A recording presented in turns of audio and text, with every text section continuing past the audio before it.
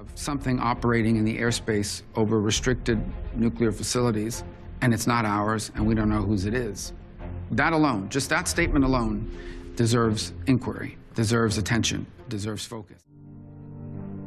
Some of the biggest strategic blunders in human history, the foundation of those blunders were a lack of imagination, the belief that an adversary or whoever could not do something because it had never been done before. The U.S. thought it was safe for those ships in Pearl Harbor because we didn't think that the Japanese could get there, much less have torpedoes that could navigate such a narrow strait and hit these ships until they did. We never thought in our wildest dreams that terrorists would strike us in the homeland by training for a year to become pilots and then hijacking commercial aircraft and crashing them into buildings. And they did.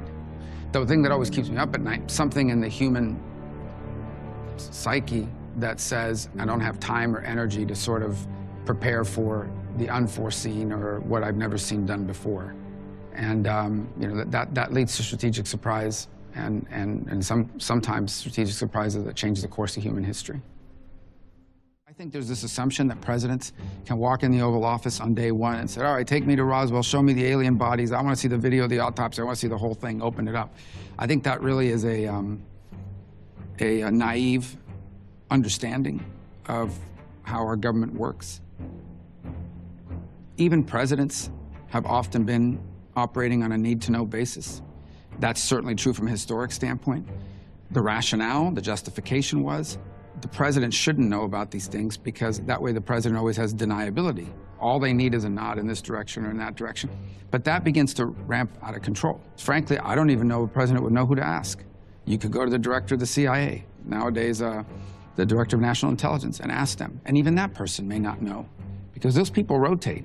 But the people 3 layers underneath them that are there for 30 years, to them, it's like I've seen these people come and go. I have no obligation to tell them it exists. It just never percolates out. Up until very recently, there was zero incentive for a naval aviator to come forward and say, this is what I saw. And honestly, up until very recently, there was zero incentive for a U.S. senator to talk about it because people would think, what's wrong? This guy's a weirdo. And I, the government official in charge of this program, leave, and someone else takes my place. And that person might have a little bit of awareness that this project existed. But then they're replaced by a third person who has no idea that the project existed. But the corporate entity that received this technology is still trying to develop it. And so they begin to commercialize that. Some of the stuff begins to seep out in these great innovations that some companies coming up with and making money on. And they claim it belongs to them and it's proprietary. And the people in government who know where it came from originally, they're long gone, and their successors have no idea that it was there at all. And so you can start to foresee where you create in corporate hands an extraordinary amount of power. The real risk that in transferring technology that is not useful to us today to a corporate entity, over decades that corporate entity comes to basically possess and control access to it for their own purposes, not for the purposes of national security.